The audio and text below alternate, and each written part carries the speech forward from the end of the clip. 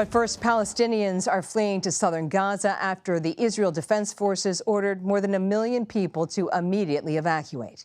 Israel's military told residents they had just 24 hours to evacuate ahead of an expected ground invasion. Hamas dismissed the evacuation order and called on residents to remain in their homes. Foreign correspondent Imtiaz Tyab has our report. Carrying whatever they can, Palestinians flee their homes in northern Gaza on foot, following Israel's order by leaflets for the more than 1 million people who live there to evacuate. A mass evacuation, the UN says, is impossible. We don't know where we're going, says Ahmed Awad, a resident of Beit Hanun. We are heading south, but don't know where. There's no shelter or anything. We left the house we were living in. God help us. The evacuations have also been deadly.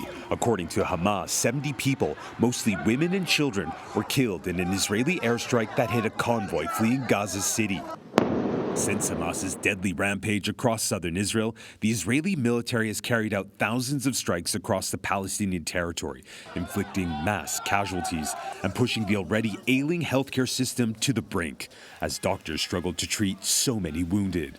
Israel is now blockading food, fuel, and water, causing even more misery, says CBS News producer Marwan Al-Ghul, who lives in Gaza and fled south with all 15 members of his family. He's now worried about how he'll find food or water for his loved ones. What are you feeling in this moment? As I am civilian and a father of a family and granddaughters, grandsons, I feel very sad. I'm scared of the future. I think we will not maybe stay long alive.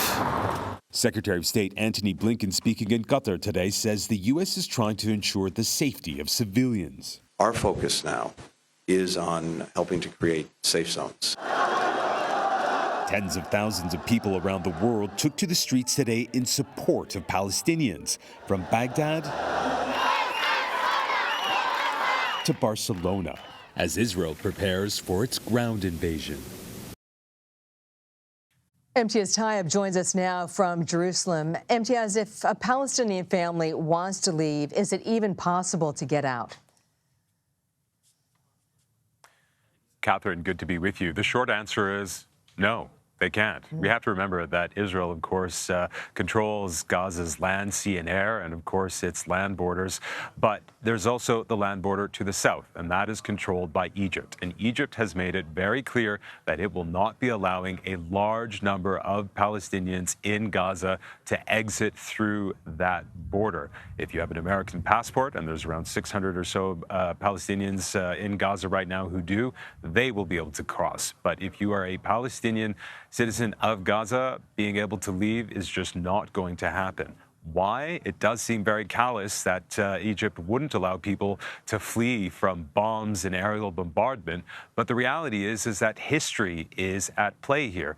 Egyptians are looking at Palestinian history, which is so deeply felt by Palestinians, which is simply this. 75 years ago, Israel was created. Palestinians were expelled, many from their villages and towns, which is why they've ended up in Gaza, which is essentially a collection of refugee camps. It's why they've ended up in the West Bank, and indeed around the region, in Syria and in Lebanon and in Jordan.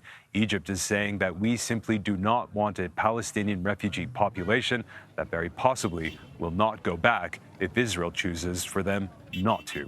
Catherine. Imtiaz Tyab, thank you for your reporting on the ground in Israel.